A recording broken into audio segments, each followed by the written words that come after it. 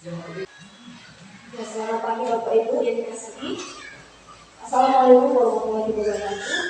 Selamat pagi, salam sejahtera untuk kita semuanya. Salam Om Swastiastu, Namo Buddhaya, salam kebajikan. Yang pertama-tama yang terhormat kepada Bapak Kepala Sekolah, Pak Budi Haryadi SPD, SD, serta yang terhormat kepada Bapak Ibu Guru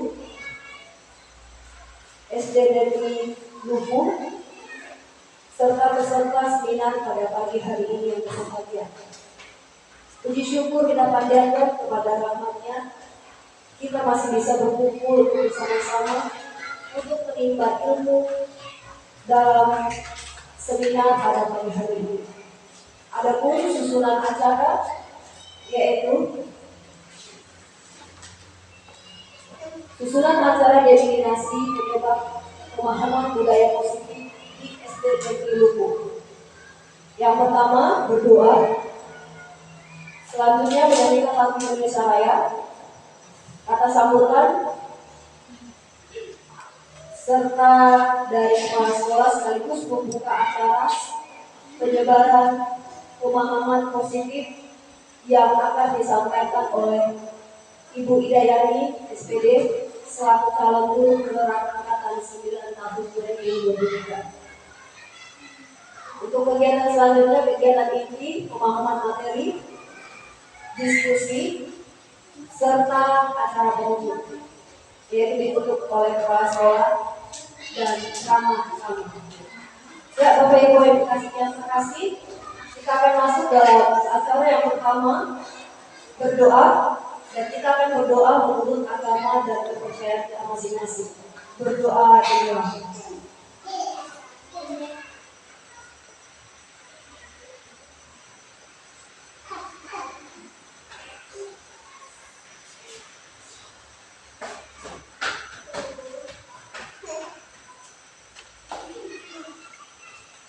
Berdoa selesai. Untuk selanjutnya kita akan menyanyikan lagu Indonesia Raya. Para Bapak Ibu diundang untuk berdiri.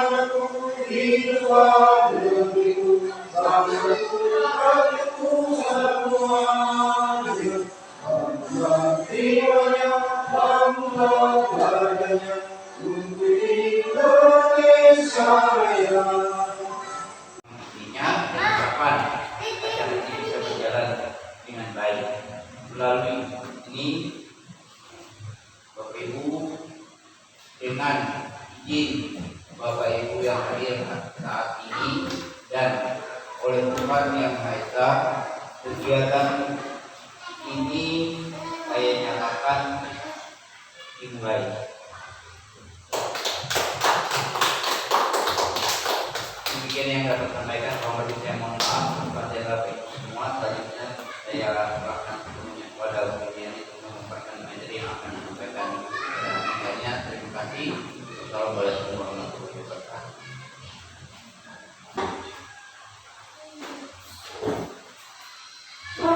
Izin berdiri Bapak Ibu ya. Slide pertama Bu.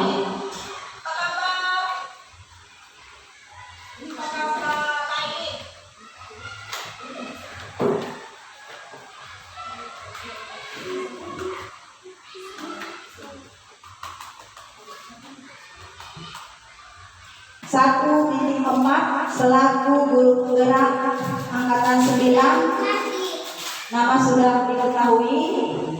Nah, selanjutnya rancangan tindakan untuk aksi nyata saya, di mana pemahaman budaya positif yang saya dapat dari materi guru penggerak ini yang pertama,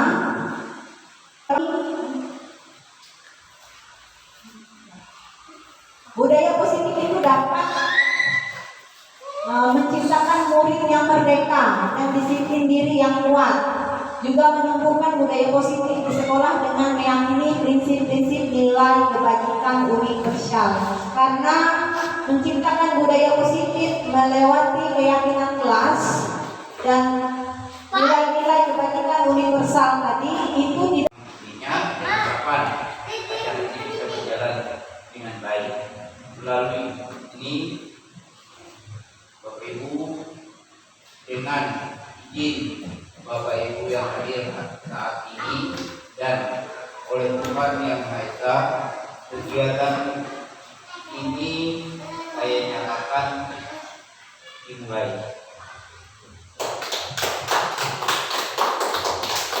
Demikian yang dapat sampaikan. Saya mohon maaf kepada Bapak Ibu semua. Selanjutnya saya serahkan sepenuhnya kepada Bu Dian untuk menyampaikan materi yang akan disampaikan. Terima kasih. Assalamualaikum warahmatullahi wabarakatuh. dengan banyak terima kasih, di mana pemahaman budaya positif yang saya dapat dari materi guru penggerak ini yang pertama, yang saya pahami, budaya positif itu dapat menciptakan murid yang merdeka dan disiplin diri yang kuat, juga menumbuhkan budaya positif di sekolah dengan meyakini prinsip-prinsip nilai kebajikan universal. Karena menciptakan budaya positif melewati keyakinan kelas dan nilai-nilai kebajikan universal tadi itu tetapi umum, seperti yang dicapai profil pelajar Pancasila kurikulum merdeka kita pada saat ini yang sedang dilaksanakan dan diterapkan oleh Dinas Pendidikan kita. Dan juga budaya positif adalah keyakinan dan nilai yang disepakati yang menjadi kebiasaan bersama yang akan dilakukan dalam waktu lama. Menerapkan budaya positif itu dapat meningkatkan yang pertama dari kesadaran siswa, yang kedua siswanya bergerak aktif, yang ketiga berpusat pada murid, yang keempat membentuk karakter positif. Di mana penyebaran budaya positif ini akan mengarah ke arah yang positif. Ini juga mendukung pembelajaran berdiferensiasi. Apa itu pembelajaran berdiferensiasi? Pembelajaran yang melihat kebutuhan anak dalam mencapai target pembelajarannya. Makanya di dalam kurikulum merdeka itu tidak ada istilahnya tidak naik kelas. Jadi sesuai dengan tingkat pemahaman anak. Misalnya anak itu tidak bisa membaca sampai kelas berapa, tetapi kita mengikuti perkembangan anak ketika dalam fase yang anak itu bisa membaca meskipun dalam pencapaian tersebut tidak banyak, tidak seperti harus bisa, tetapi dari bisa mengeja dia sudah bisa membaca meskipun terbata-bata, itu sudah ada peningkatannya. Itu maksudnya berpusat pada murid. Lanjut dulu. Budaya positif adalah keyakinan dan nilai yang disepakati yang menjadi kebiasaan bersama yang akan dilakukan dalam waktu lama. Menerapkan budaya positif dapat meningkatkan kesadaran siswa yang tadi dan bergerak aktif, berpusat pada murid, dapat membentuk karakter positif. Budaya positif dapat dibuat melalui kesepakatan kesepakatan antara guru dan siswa agar guru dan siswa dalam kesepakatan itu dapat lebih bertanggung jawab lagi dalam melaksanakan keyakinan kelas tadi. Nah, ini konsep inti dari budaya positif. Ada 8. Yang pertama, perubahan paradigma belajar, di mana perubahan paradigma belajar itu yang tadi bisa sampaikan diferensiasi. Perlu perubahan mindset kita sebagai seorang guru untuk mengubah cara kita dalam pembelajaran, melihat kebutuhan murid, bukan berdasarkan target harus sampai sekian, anak harus sekian, tetapi kita melihat perkembangan dari anak tersebut. Itu perubahan paradigma belajar. Habis itu posisi kontrol, solidaritas atau nilai kasih sayang terhadap adiknya. Hal tersebut yang kita angkat dan kita bimbing anak itu agar lebih menonjol lagi, tetapi tidak ke hal yang negatifnya. Intinya teori kontrol ini mengangkat hal-hal yang baik itu memandang teman sejawat, baik itu memandang anak-anak, masalah apapun yang ada yang menurut kita sebagai manusia itu hal yang tidak baik. Sebisa mungkin kita melihat sisi mana yang terbaik dari masalah tersebut. Lanjutnya, Bu. Nah, ini mengubah paradigma stimulus respon ke pendekatan teori kontrol. Ini pernyataan-pernyataan yang sering terjadi dan ada, seperti stimulus respon, realitas kebutuhan kita manusia itu sama, tetapi teori kontrolnya mengatakan apa, Bapak Ibu? Kita berbeda. Itu salah satu teori kontrol agar kita bisa mengontrol orang lain. Tetapi dalam kenyataannya, untuk hal ini saya akan membuat praktek, Bapak Ibu. Saya coba pada Bapak Ibu, coba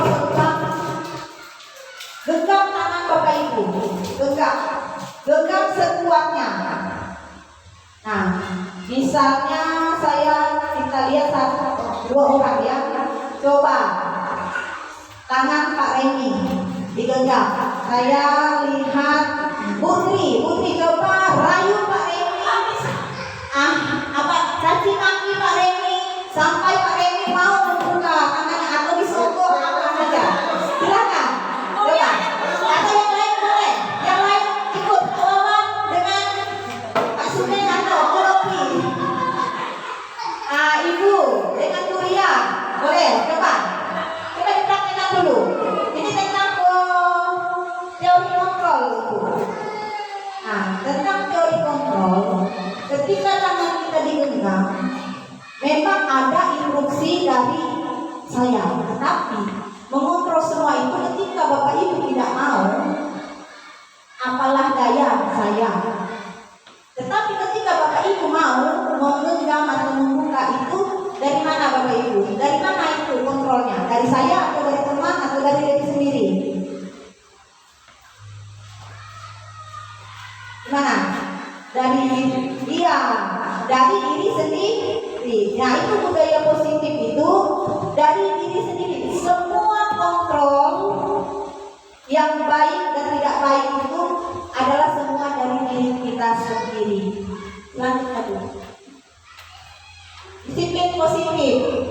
Sebagai pendidik, tujuan kita adalah menciptakan peserta didik yang memiliki disiplin, sehingga mereka berlaku mengacu kepada nilai-nilai kebajikan universal dan memiliki motivasi intrinsik dan perubahan perilaku ke arah yang lebih baik, ke arah yang lebih positif. Lanjut, Bu. Ini Bapak Ibu nilai-nilai kebajikan yang kita capai di dalam pembelajaran. Nilai-nilai ini nilai-nilai yang universal, tidak menyangkut dalam, tapi ini bersifat umum dan tidak menyangkut. Apabila kita beriman dan bertakwa berakhlak mulia. Seperti itu pencapaian profil pelajar Pancasila yang di tengah itu bahasa Inggrisnya prima sebagai PYP dari orang tua untuk membentuk budaya positif terhadap anaknya.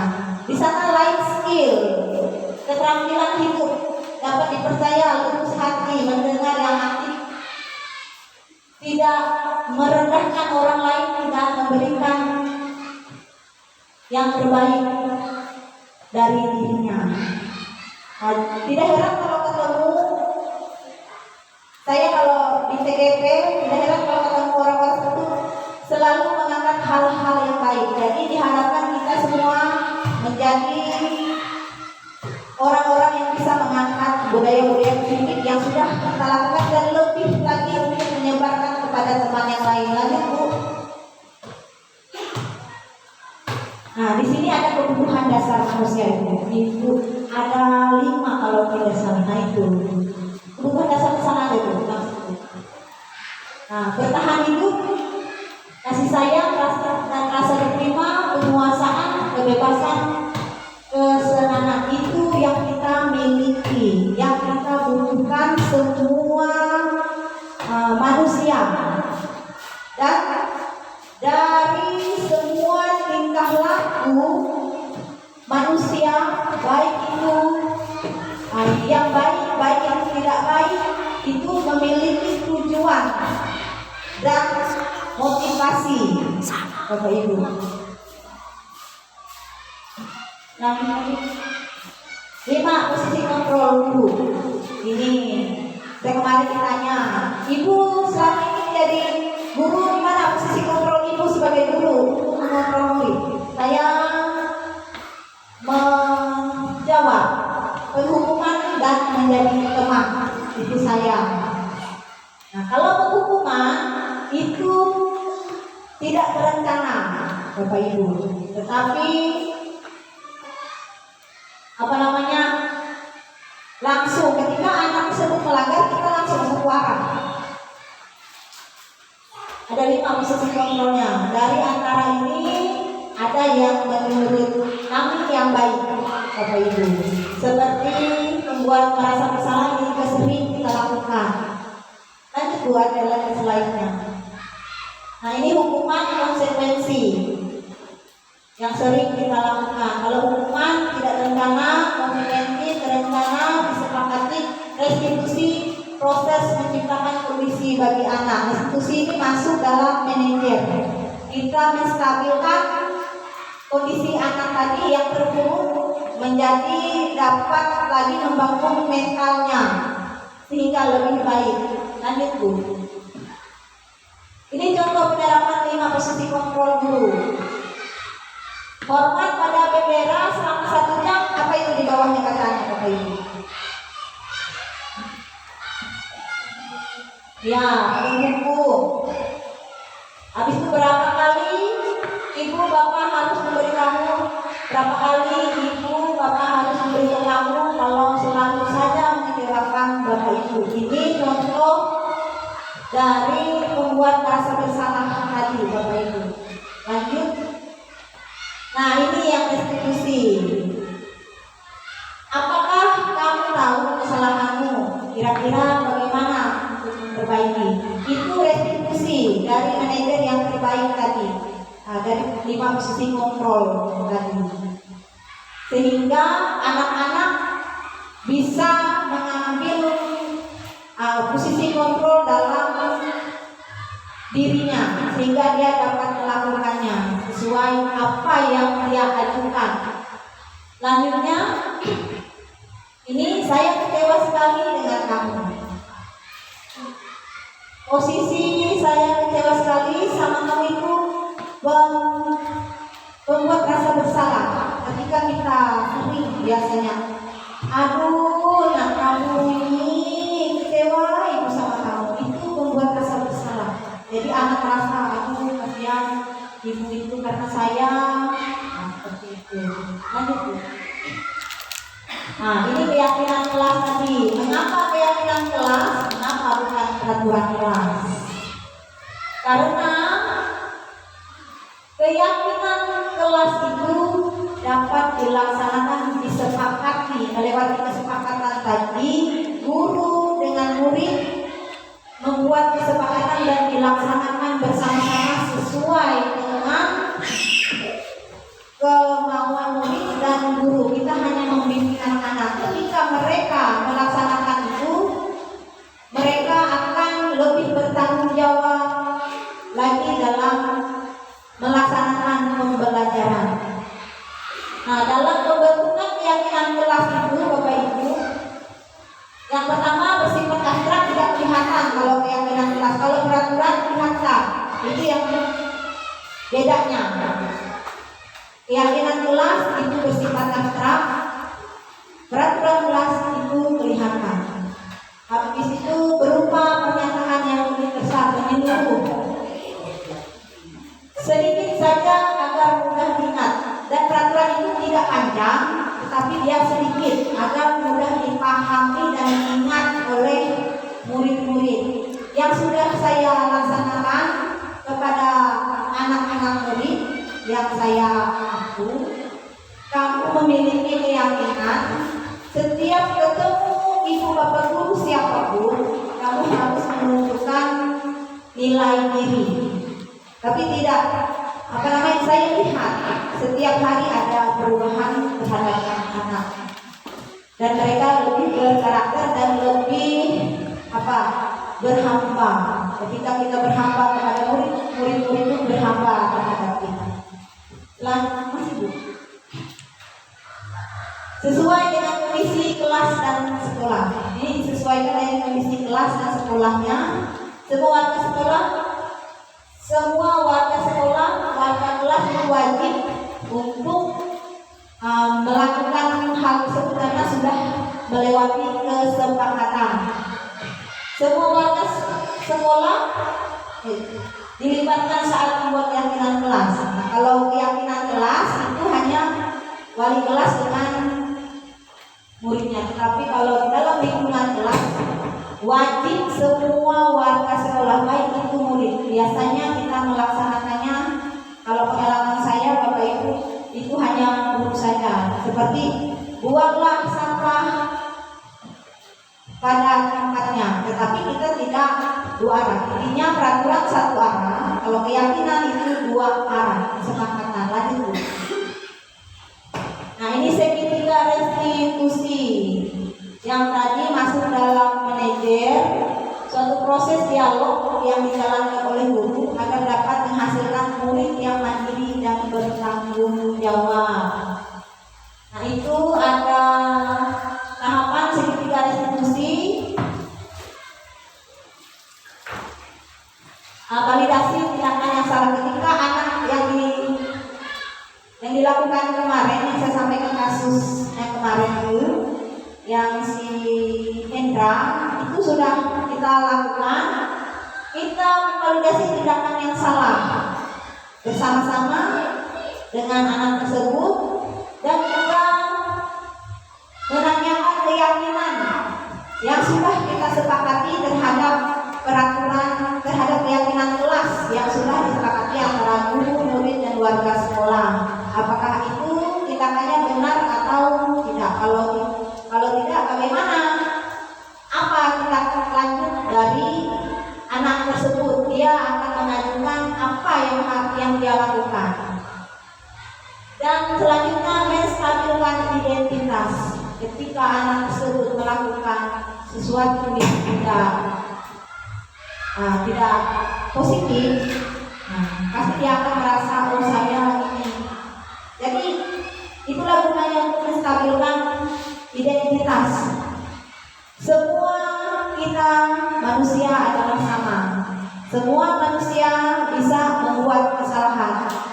Tetapi sebagai manusia kita bisa memperbaiki sesuatu yang salah itu menjadi yang lebih baik lagi. Seperti itu. Dan kita tanya kepada anaknya bagaimana tindak lanjut seharusnya agar sesuai dengan keyakinan kelas. Lanjut Bu.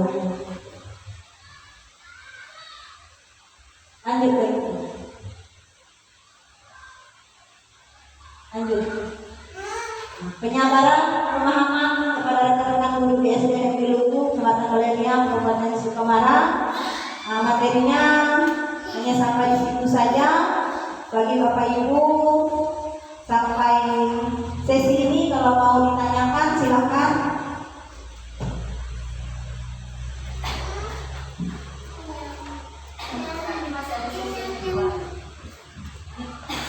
Sesi diskusi, kita masuk sesi diskusi saja Bapak Ibu ya.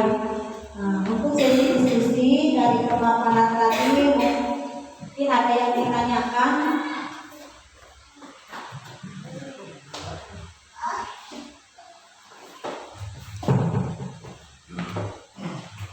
Terima kasih buat waktu dan kesempatan yang diberikan bagi kami. Pada kesempatan ini satu hal yang mau kami tanyakan, yaitu apa perbedaan peraturan kelas dengan keyakinan kelas. Terima kasih. Terima kasih kepada Putri yang sudah bertanya tentang apa perbedaan peraturan kelas dengan keyakinan kelas. Perbedaannya kalau peraturan itu sering sudah kita laksanakan, ya Bapak seperti masuk tepat waktu. Dan juga kalau keyakinan kelas itu kita sepakati bersama antara guru dan murid dengan warga sekolah. Kalau peraturan tadi dibentuk hanya satu arah saja yang dibuat oleh sekolah, tidak melewati kesepakatan. Dan keyakinan kelas itu memiliki nilai yang abstrak, tidak kelihatan. Kenapa dia dibilang tidak kelihatan? Semua kita memiliki agama. Semua percaya kepada kepercayaannya masing-masing. Itu sesuatu yang tidak kelihatan. Begitu juga keyakinan kelas. Ketika kita yakin, seperti misalnya saya yakin bisa masuk tepat waktu berdasarkan kesepakatan yang sudah dilakukan antara warga sekolah tadi. Seperti itu, Putri. Bagaimana Putri? Baiklah, ada lagi Bapak Ibu?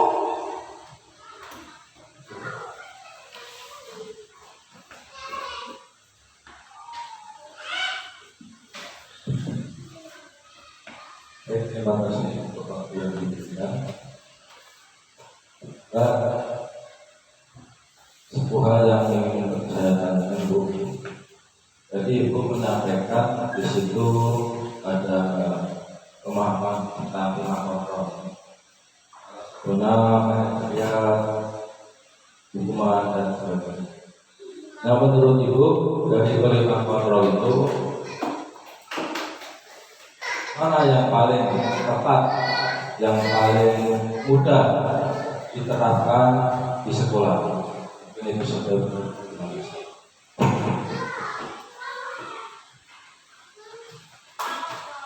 Terima kasih untuk Pak Tidak Setiawan sudah bertanya tentang 5 posisi kontrol guru. 5 posisi kontrol guru itu memang selalu sering kita lakukan sebagai orang yang dewasa, karena kita sebagai manusia sering mengontrol orang, tetapi kenyataannya kita sebagai manusia tidak bisa mengontrol orang lain. Kenyataannya hanya diri sendiri yang bisa mengontrol diri. Dari kelima posisi kontrol ini yang paling bagus menurut saya Bapak Ibu ya, itu posisi sebagai manajer, di mana kita sebagai manajer ini membimbing anak-anak kita dalam melakukan hal-hal yang mandiri yang baik. Ketika anak-anak kita melakukan kesalahan, di situ ada restitusi, menstabilkan menstabilkan suasana anak tersebut atau rasa percaya diri anak ketika dia berbuat kesalahan, untuk menstabilkan kata-katanya seperti ini. Semua manusia itu memang bisa melakukan kesalahan, tetapi melewati kesalahan tersebut kita memperbaiki diri. Dan dilakukan lagi, diajukan lagi pertanyaan, menurut kamu misalnya namanya, menurut kamu Rahma, apa yang harus kamu lakukan agar sesuai dengan keyakinan kelas? Karena di situ adalah proses menstabilkan anak dari identitas gagal menjadi identitas sukses. Kalau dia akan merasa, kalau masuk dalam suatu kasus dia merasa gagal, saya ini orang yang gagal. Tetapi melewati kasus tersebut kita menstabilkan melalui manajer ini, Pak. Itu saja, Pak. Ada lagi? Ada, Bu? Tidak, Pak.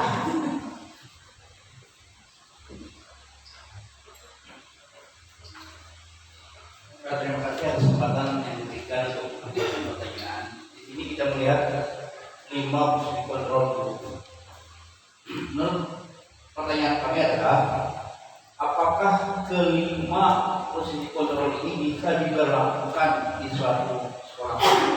Nah, atau hanya salah satu saja yang perlu kita lakukan? Karena di sini ada 5. Apakah memungkinkan kelima-lima ini bisa diterapkan atau tidak perlu dilakukan? Ada yang tidak perlu dilakukan. Terima kasih. Terima kasih Bapak Kepala Sekolah sudah bertanya tentang 5 posisi kontrol guru.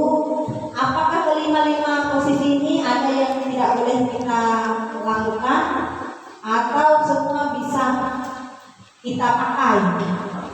Ini juga menjadi pertanyaan kami kemarin. Kemarin waktu elaborasi pemahaman disampaikan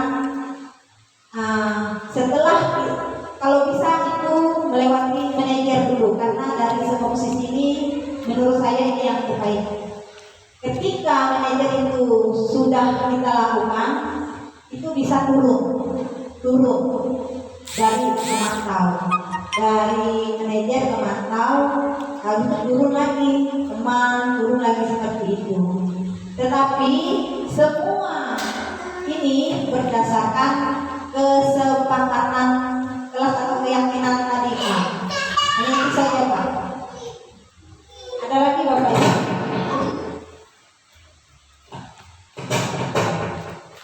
Ada lagi pertanyaannya, Bapak Ibu?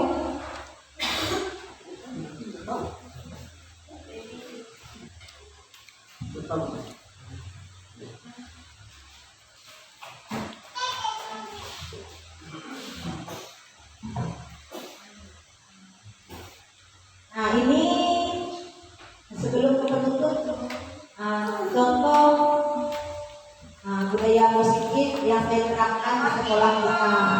Menyambut murid sebelum murid datang. Intinya perhatian. Nah, begini juga, saya mau tanya dulu kembali ke posisi kontrol tadi. Saya jawaban sampai itu saya belum begitu puas. Terima kasih ya atas waktu. Coba kalau saya dari manajer, pemantau, teman, ya. Kaitan dengan pertanyaan Pak Dosen tadi, apakah kelima ini bisa kita terapkan di dalam pendidikan kita? Tadi jawaban Ibu kan kita harus dari manajer dulu ya. Itu Dan yang saya tangkap seperti itu. Artinya posisi kontrol yang ada itu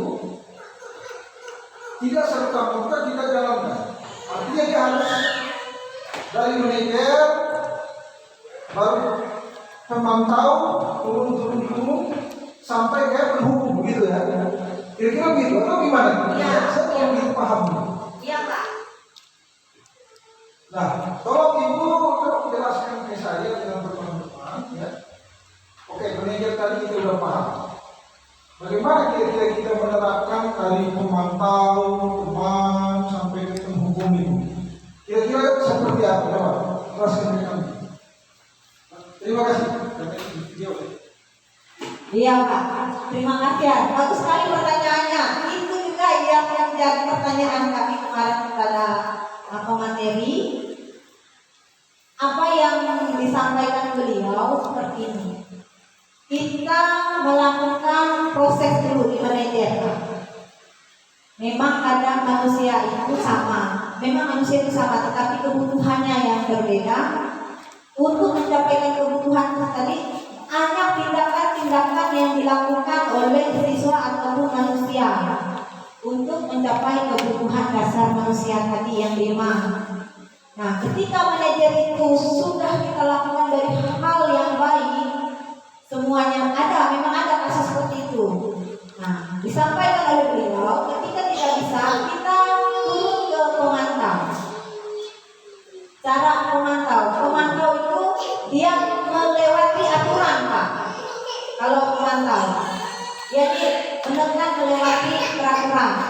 Nah, setelah peraturan tidak bisa, turun lagi menjadi teman lagi. Ya saya paham kok maksudnya, contoh konkretnya ya, macam misalnya dari manajer tadi kita pemantau ya. Ya kira-kira pemantau itu contoh konkretnya seperti apa? Iya. Tindakan dari pemantau ya Pak. Nah, contohnya seperti ini. Kita sering ketemu anak kita. Kita misalnya peraturan sekolah ini ada peraturan, ada keyakinan kelas. Langsung ke keyakinan saja. Waktu misal anak itu melakukan kesalahan, langsung kita tanya, apa yang kamu lakukan itu sesuai tidak dengan keyakinan kelas kita atau keyakinan sekolah kita, seperti itu. Dan di sekolah itu pasti ada juga peraturan sekolahnya, sesuai tidak seperti memakai baju tidak sesuai dengan peraturan yang ada, dengan keyakinan yang ada. Kita mengontrol anak tersebut melewati peraturan, sehingga validasi tindakannya tadi salah dia tahu, tetapi prosesnya tidak sama dengan manajer. Kalau dia turun dari manajer berarti anaknya lebih parah. Kalau turun lagi dari pemantau, turun sampai pengumuman, berarti anak tersebut parah Pak. Gitu. Gimana Pak Remy?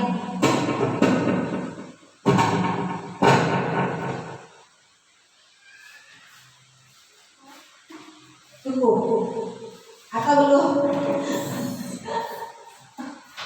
Ini memang penasaran Pak, dari 5 posisi kontrol ini, Bu coba buka Bu, ada nggak pemantau di situ Bu? Ini ada hukuman konsekuensi restitusi, ada coba buka. Nah ini, coba ada hukuman itu ini hukuman Pak. Hormat pada veteran selama 1 jam. Kalau hukuman itu kita memberi bersifat bersifat fisik Pak. Lari di lapangan itu hukuman. Tetapi kalau bukan hukuman, kalau restitusi itu atau manajer itu tidak seperti itu. Misalnya ini kan bentuk hukuman ketika anak itu melanggar kesepakatan atau peraturan yang sudah dilakukan.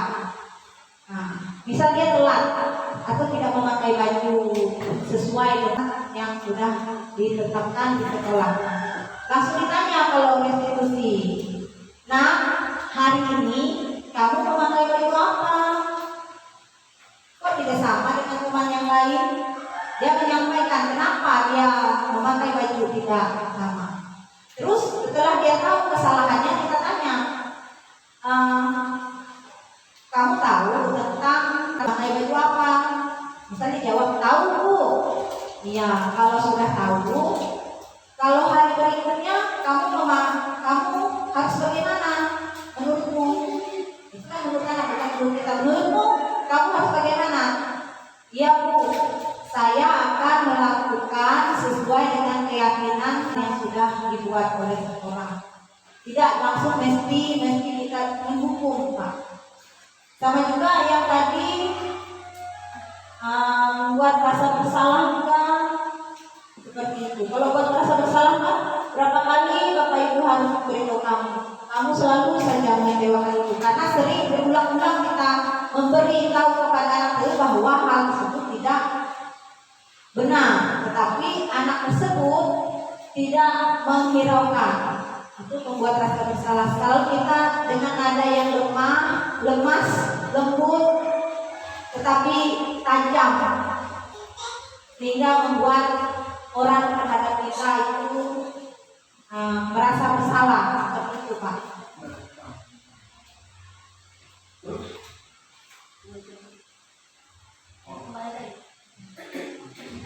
Yang lima tadi, lima itu sudah dijelaskan.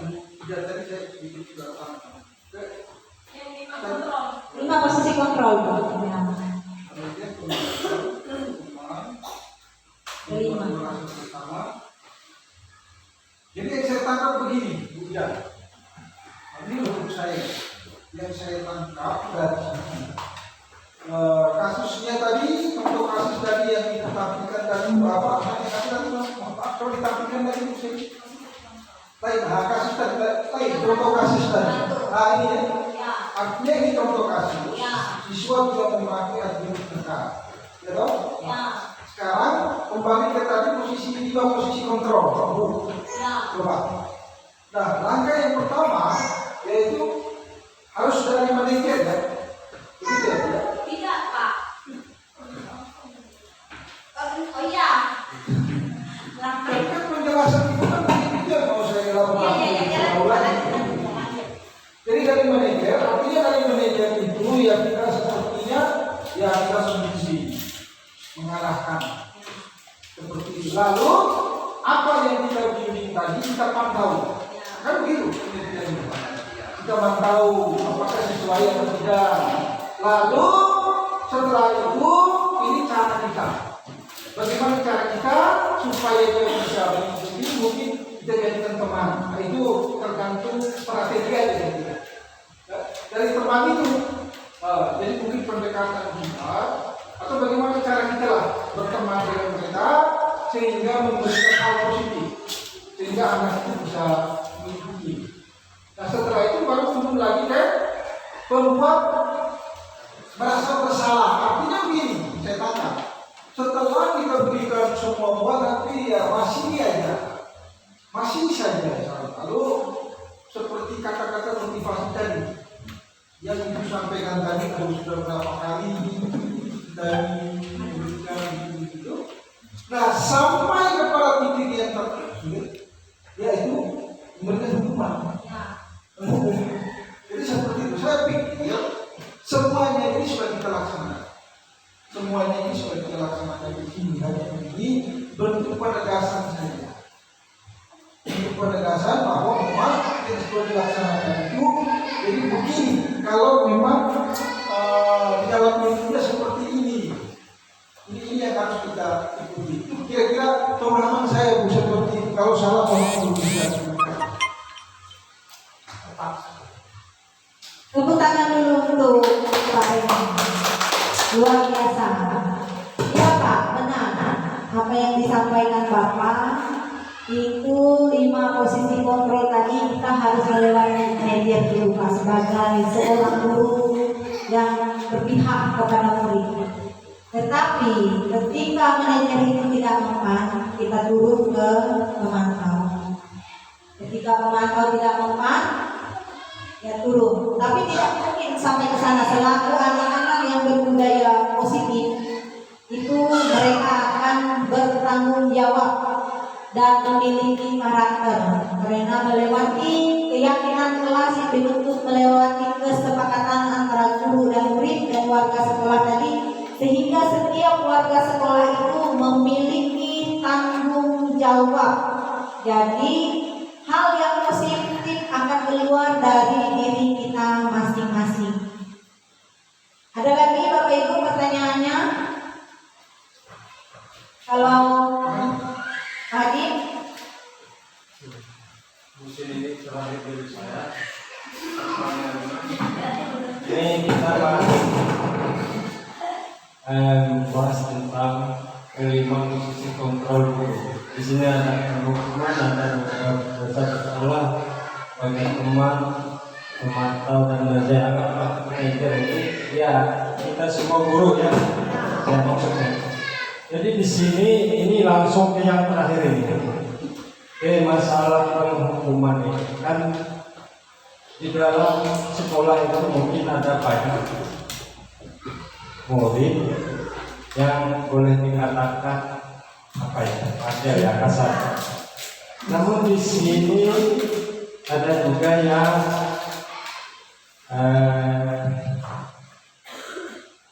di dalam kita mendidiknya itu ada yang tidak terlalu sulit, tetapi ada yang kadang-kadang membuat kita kasarnya ya terus terang bengkel. Sudah berkali-kali, sudah ramah-ramah, nah terus saya ulang misalnya. Nah bagaimana penghukumannya ada tingkatannya, kan ada yang ringannya, yang beratnya. Yang pertama kita lakukan masih tidak bisa sesuai apa yang kita harapkan. Nah terus diulang, nah diulang lagi. Jadi solusinya untuk kita mendidiknya ini, apakah penghukumannya sama? Ya, sama anunya, apa hukumannya? Kan ini sudah berkali-kali ini, tetap berulang. Dan anaknya misalnya orang-orang, tapi di sini nggak ada, semua baik-baik. Ini anggap contoh ya. Ini bagaimana solusinya? Apakah ini tetap bisa kita lakukan? Saya mohon Bu Ina bisa menjelaskan cara solusinya ini. Ini berkali-kali.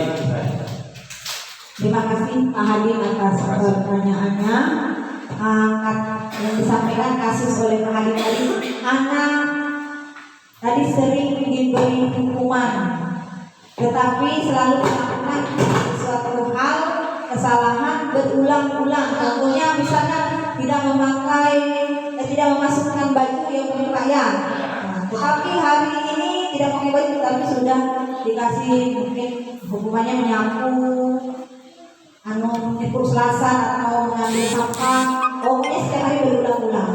Nah, oleh sebab itu Pak, di posisi kontrol ini kita harus melewati manajer dulu. Kalau langsung penghukuman, karena penghukuman itu bersifat satu arah dan tidak berencana Pak, tidak menyangkut kesepakatan, tidak menyangkut dua manusia itu. Ketika ada kesepakatan, itu akan ada tanggung jawab dari anak tersebut dengan gurunya.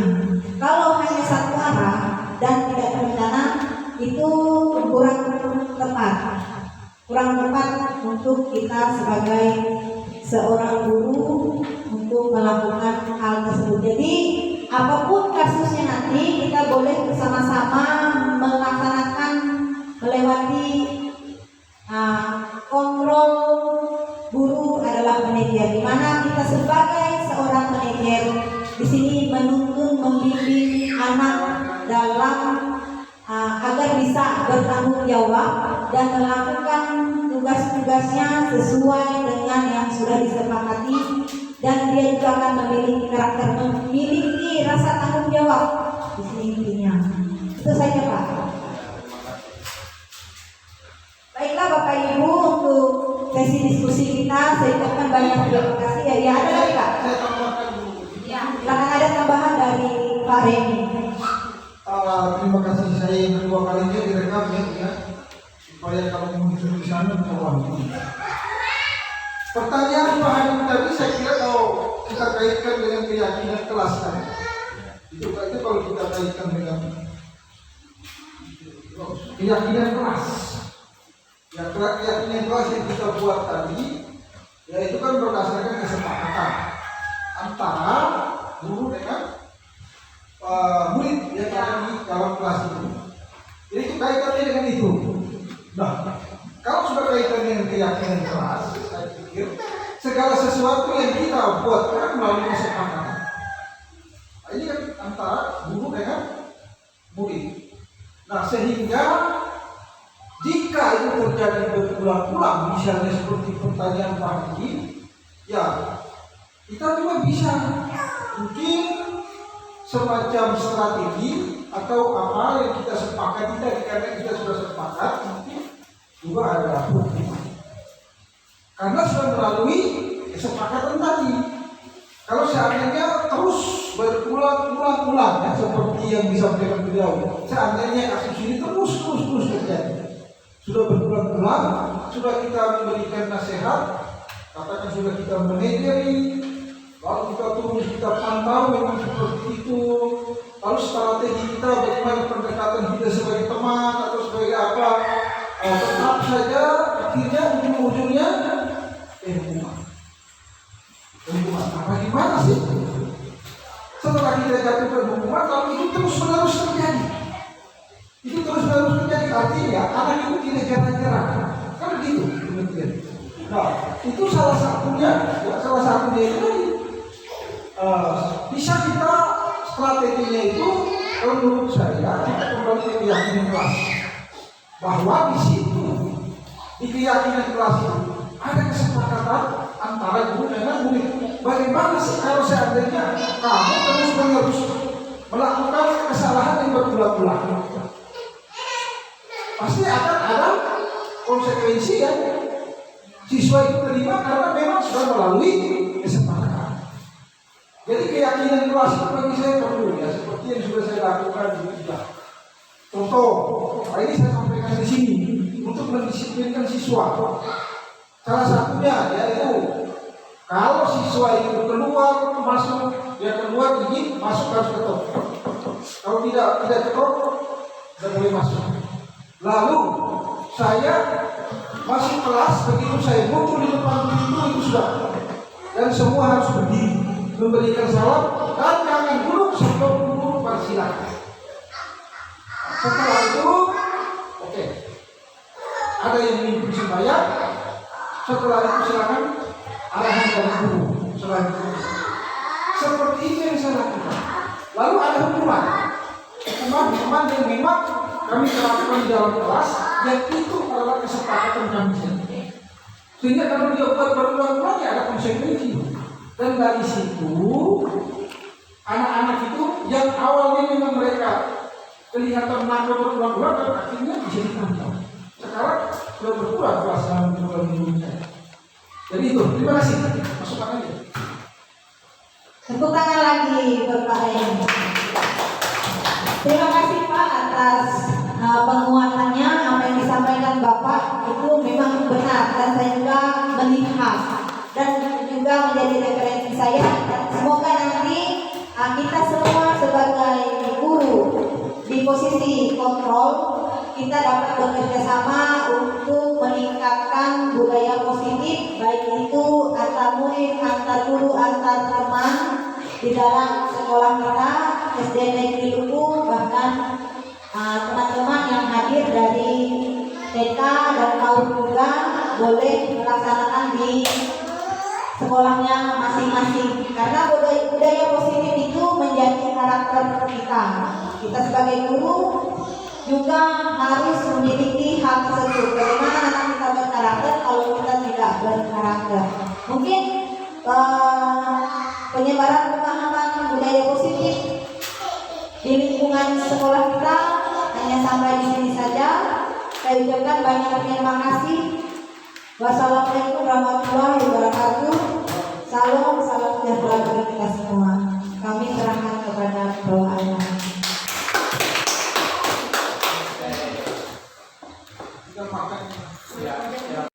Apabila ada hal yang belum lengkap atau ada yang belum tertentu oleh kita, bagaimana penyebaran pemahaman